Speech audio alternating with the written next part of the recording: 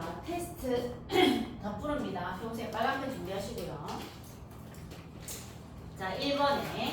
자, 1번에는 이어주고 맺어주는 것 다 뭐예요? 매개체죠. 1번은 매개체.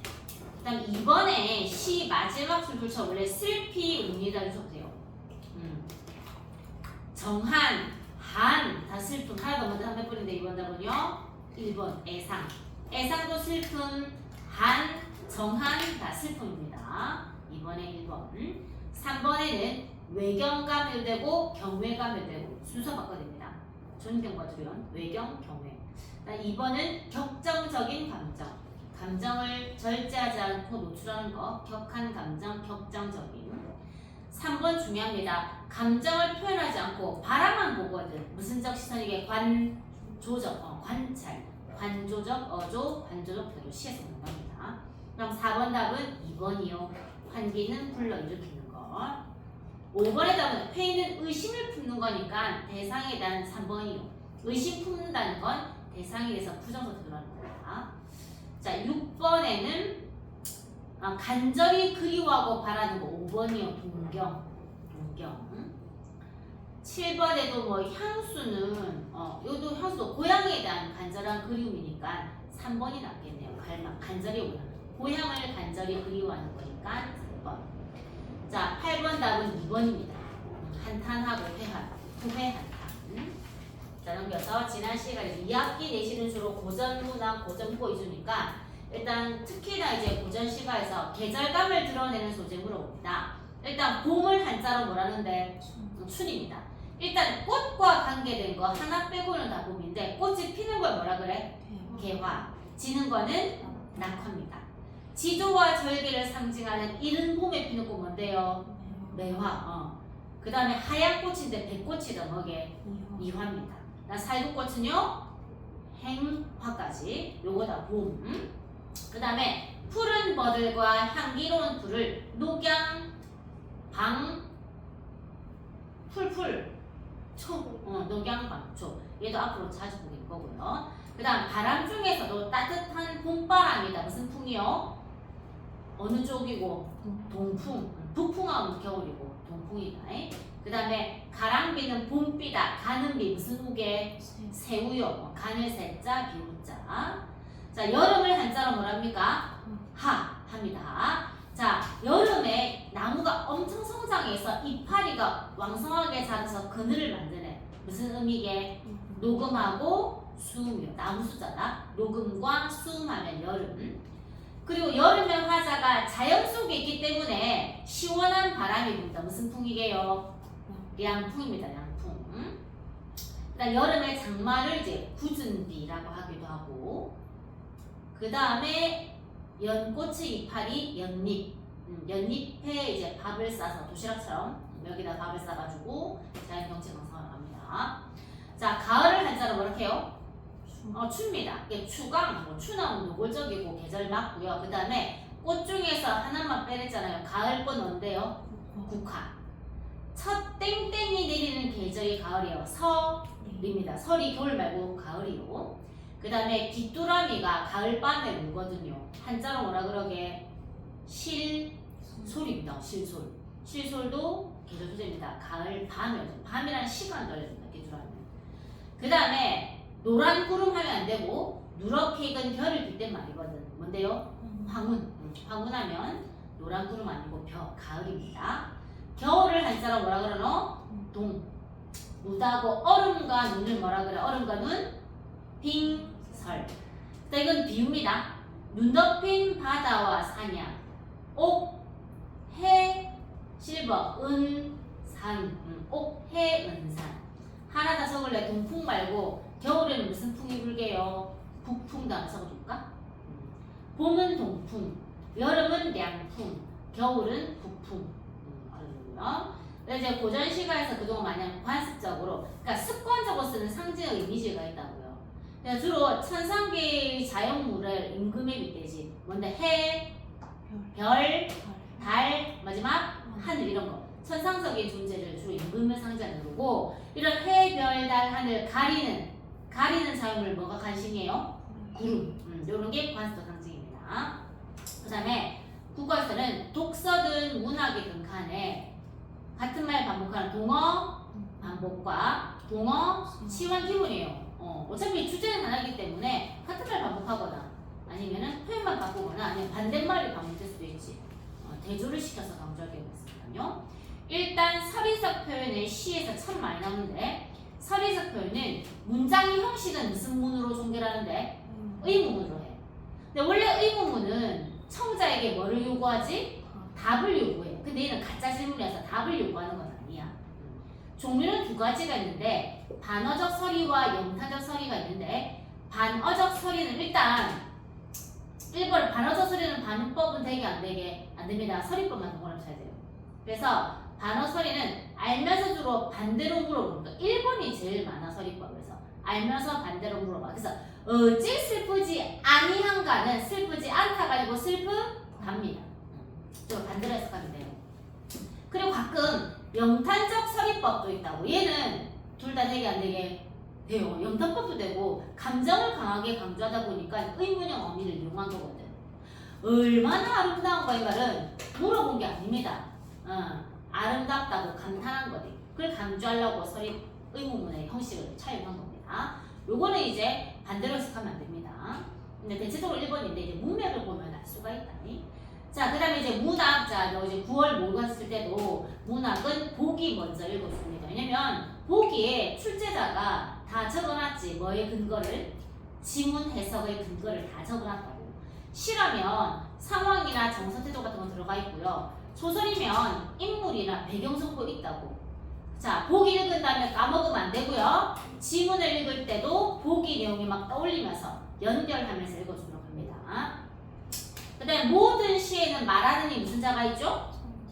말하는 이는 화자. 그래서 화자가 혼자 말하거나 청자에게 말을 건네거나 반반이야. 그래서 이제 화자가 말을 건넨다는 거는 무슨 자를 설정했다는 거다? 청자 설정했다는 거야. 그러면 세 가지 경우가 있는 첫 번째는 1번 100% 무슨 법이면 말 건네미게? 도노법. 달아, 철수야 이런 무조건 말 건네미고 그 다음에 2인칭 대명사가 나오거든. 국어에서는 화자를 1인칭이라 그러고 무슨 자를 2인칭이라 그래? 청자가 2인칭이야. 그래서 2인칭 대명사 너가 보고 싶어 하면 너라는 청자 설정해놓고 너한테 말 거는 거지. 우리 독자 대비하는 게 아니에요. 그 다음에 이제 당, 신, 그, 대, 자, 네, 너희 이런 것들 나오면 얘네들한테 말 건네는 거예요. 그 다음에 국어의 문장 종류 중에 5개가 있는데 평서문하고 감탄문은 청자를 설정하지 않아. 근데 요 3가지 문장은 청자 설정하지. 무슨 문이요? 의문문은 청자에게 답을 요구하고 그 다음 무슨 문? 명령문은 청자에게 어떤 행동을 하기를 요구하고 마지막은요? 청유문은 함께 하기를 요구해. 그런데 100%는 아니고 의문문이라도 서리법은 말 건네면 아니고 아무리 명령문이라도 청자에게 명령하는 게 아니라 나에게 명령할 수도 있어. 그건 당연히 내가 나한테 말 건넨 건 거죠. 청자가 따로 없는 거예요.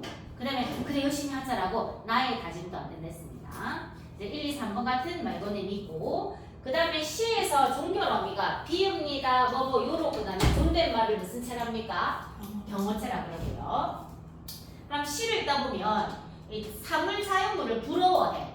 화자가 뭐 구름이나 자연물, 사물을 부러워한다는 거는 이거를 내가 갖지 못했거든. 화자와 뭐 되는 대상이에요? 대비되는 무슨 적 무슨 물이요? 객관적 상관물입니다.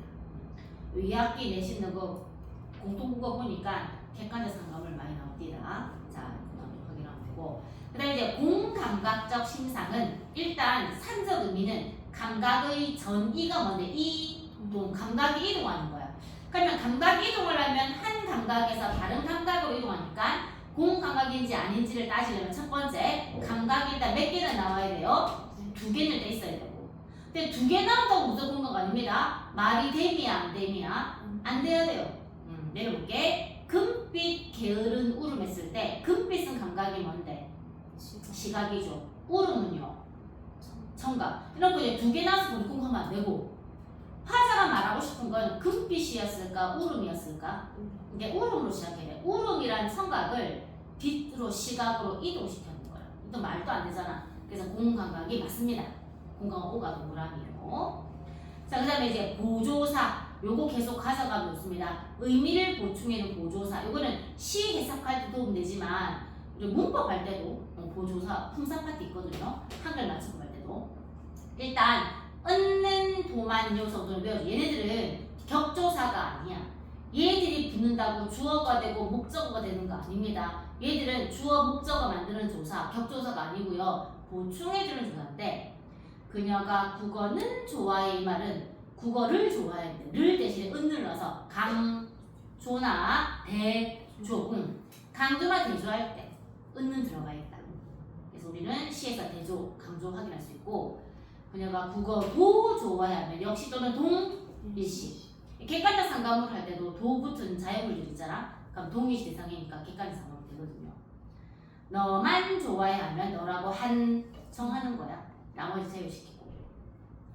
요는 땡땡 보조사 요라고 우리 그 상대 땡땡법 할 때 배웠지. 높힘이죠. 이게 조사였다. 어미 아니에요. 보조사예요. 그래서 이제 어미는 나올 때마다 가져갑니다. 꼭 맞게 대응하는 걸 조응. 몹시 아주를 하도. 그 다음에 뭐 정서를 반영했다 같은 말은 정서를 투영 같은 말.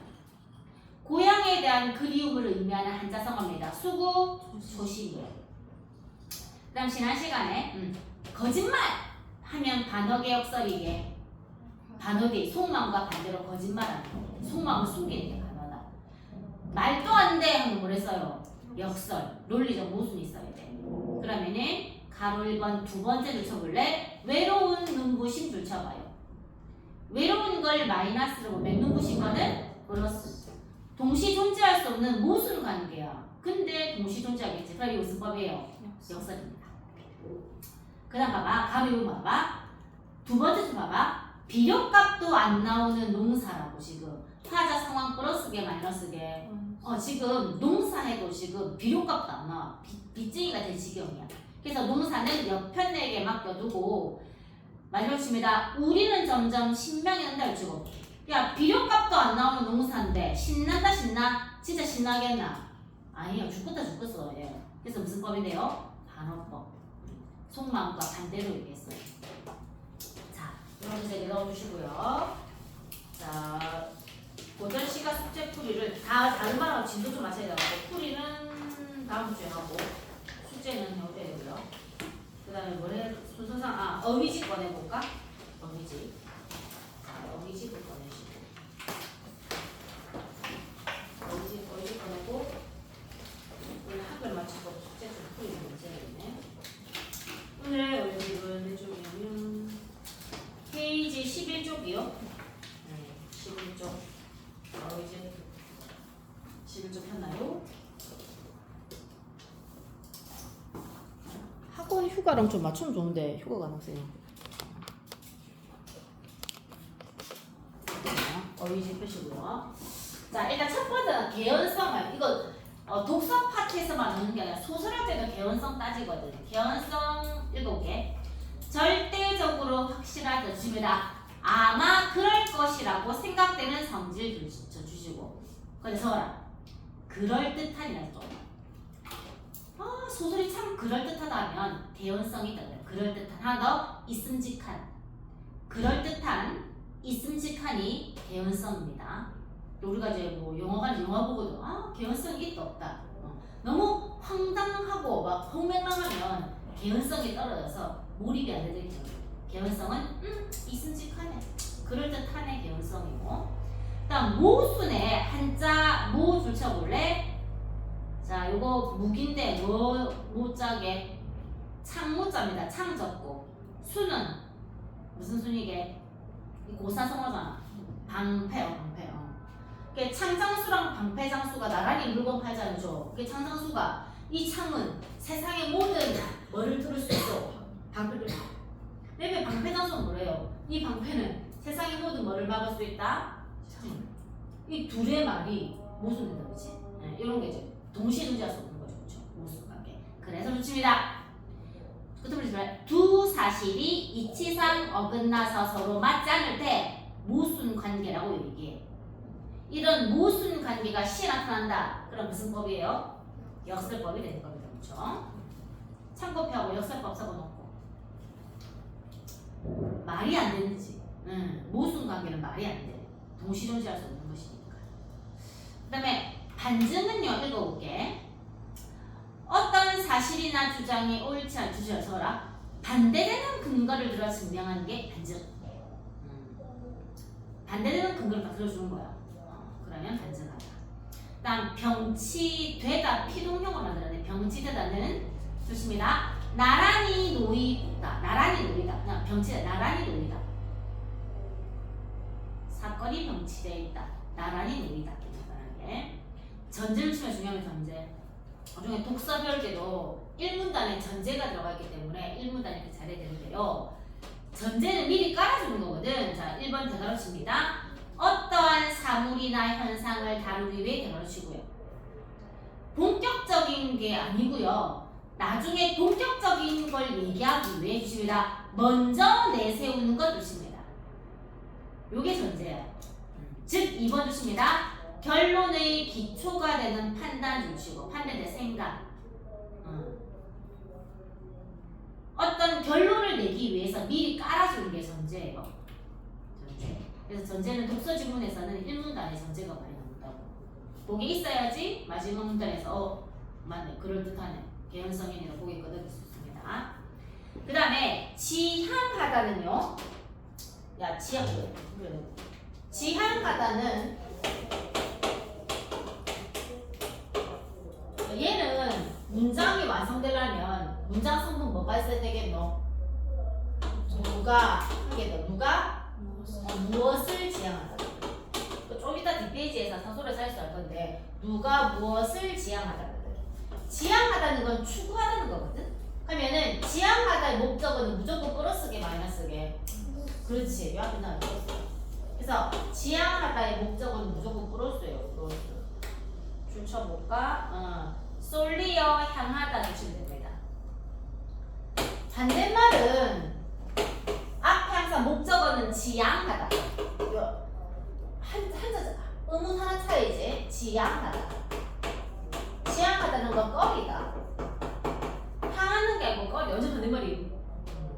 그래서 무엇을 지향하다. 목적어는 무조건 마이너스 거지. 그래서 문맥을 종이 확인하셨습니다. 지향하다, 꺼리다. 의문 한 개 차이입니다. 지향하다는 건 추구하는 거지. 지향하는 거는 꺼리는 겁니다. 지향하다에 추구하다 써보니 향하다, 추구하다. 근데 지향하다는 건 완전 반대말 꺼리다, 그렇지? 지향하다, 지향하다. 자, 그 다음에 상정하다는 거는 주십니다. 가정적으로 생각하여 단정하다. 가정해놓고 그게 맞아 라고 단정하는 거지. 환원 주십니다. 본디의 상태로 다시 돌아가는 걸 환원이랍니다. 환원. 어렵죠? 자, 넘겨보세요. 자, 그러면 페이지 12쪽에 어휘 더하기에서 오늘의 어휘는요, 끼치다, 끼치다. 자, 지금 끼치다를 보면 끼치다 1이 있고 끼치다 2가 있거든. 여기 이제 표제어가 서로 각각 다른 단어라서 1, 2. 소리는 같지만 뜻이 다르네. 그래서 이 끼치다 1과 끼치다 2의 관계는 다이어 관계계, 동음이의 관계계. 소리는 같지만 의미가 달라. 그러면 동음이에요. 동음이에요. 동음, 소리는 같다. 이의 뜻이 달라. 이 두 개는 완전 다른 단어야. 그러니까 표제어가 1, 2에서 다르게 들어가죠. 그러면서 저건 동음이요. 근데 끼치다 1 보면 동그라미 1, 동그라미 2에서 끼치다 1은 한 단어가 하나 의미가 여러 개, 2개 이상이면 다양한 여러 개제. 여러 개 의미가 여러 개 의미야. 그럼 끼치다 1은 하나 의미가 아니고 2개 이상의 의미니까 단의역에 다의역에 다이어가 되는 거지. 다이어. 끼치다 2도 단어 의미가 2개네. 얘도 다이어. 자, 동음이어는 아예 서로 다른 단어예요. 다른 단어. 그래서 끼치다 1 같은 경우는 뭐라 되냐면 품사는 동사이 있고 옆에 보면 땡땡땡 애가 붙어 있거든. 애는 얘는 무슨 격 조사게? 무슨 어로 만들어주게? 애가 붙으면 애기가 붙으면 무슨 어가 되게? 부사어가 돼. 그래서 이 기세 1은 무조건 부사어가 필요하다고. 근데 기세 2 봐봐. 동사하고 땡땡땡 에 한 다음에 얘만 있지 않아요. 뭐도 있니? 땡땡땡 을도 있지. 얘는 부사뿐 아니라 무슨 어도 필요한데 목적어도 필요해. 그래서 사전 문제 나올 때 여기 지금 자릿수를 알려주거든. 그래서 이제 왼쪽 여백에 필기하세요. 서술어의 자릿수부터. 이 서술어의 자릿수에 대한 공부가 되면 생략된 걸 잘 채울 수 있거든. 시는 생략이 많아갖고. 또 왼쪽 여기 왼쪽 여기 넣어줍니다. 서술어의 자릿수. 이거 중3 때 너 배운 거거든. 자.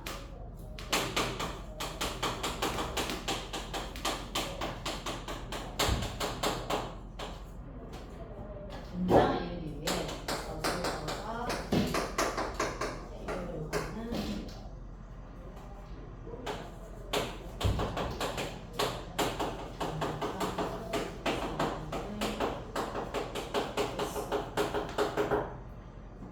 한 자리 서술어, 두 자리 서술어, 세 자리 서술어 있습니다.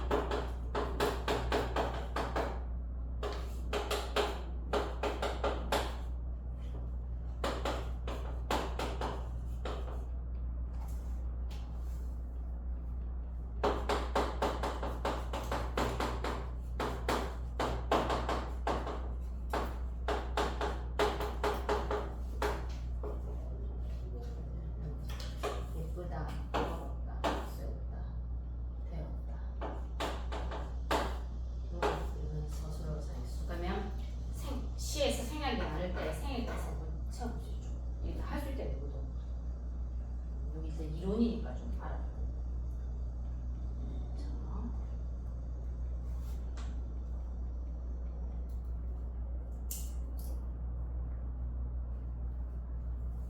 자, 적으면서 이해를 해보세요.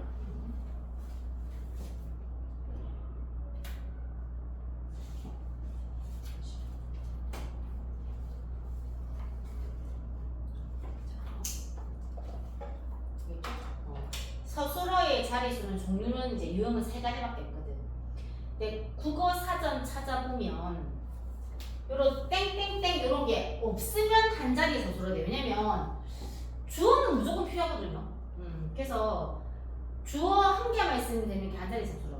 이게 사전에 아무 땡땡땡 이게 아무것도 없으면 걔는 한 자리 서술어야. 예쁘다는 한 자리 서술어니까 대가로 이런 게 안 붙어 있다고. 그다음 두 자리 서술어는 주어 목적어서 넘어갔다. 누가 무엇을 먹었다. 그 다음에 원래 부서는 생략할 수 있지만 필수 부서는 생략 못하거든. 그녀와 악수했다라는 거는 누구와 악수하다. 악수한 대상이 필요하거든요. 그래서 그녀와가 악수했다 보면 부서디 생략 못하는 필수 부서. 되다 아니다 앞에 오는 말이 뭐죠? 스스로 되다 아니다 무조건 부자전 써줘. 주어, 보어, 서술. 세 자리 서술어는요. 영어에서도 그 수요 동사하는 것도 있거든. 주고받는 이런 거잖아. 그런 게 다 세 자리 서술. 당연히 이런 부서들은 생략 못하는 필수 부서입니다. 지금 보니까 2학년 때 내신에 그 문법이 있는 학교도 있고 3학년 1학기 내신에 또 문법이 있는 학교도 있거든요. 그러니까 지금부터 차근차근 쌓아가면 됩니다.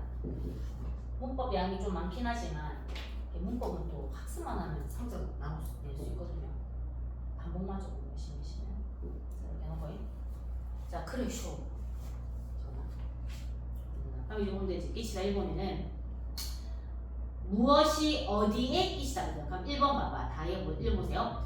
소름이 한꺼번에 소름이 팔에 끼치다는 거라. 무엇이 어디에 주십니다. 1번 주체 원래 도다나다 그쵸?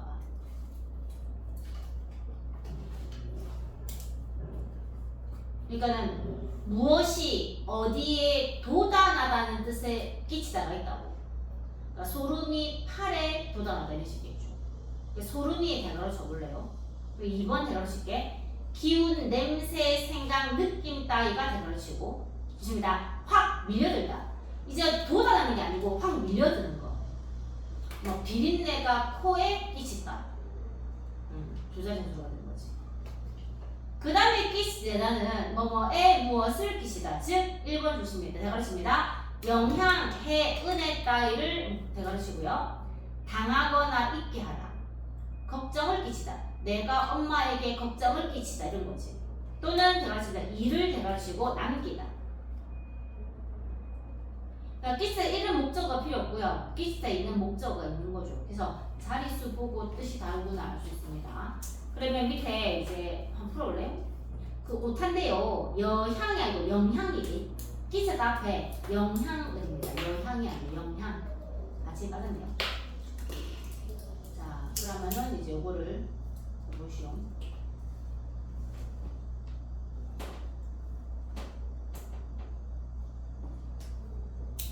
수빈아 어이시보스는 사진 찍으면 되는데 어이시보 없나? 친구 사진 찍으면 되는데 핸드폰으로 사진 찍어봐봐. 보기 힘든 건데 그걸 찍어서 패드로 찍어서 보는 거 같습니다.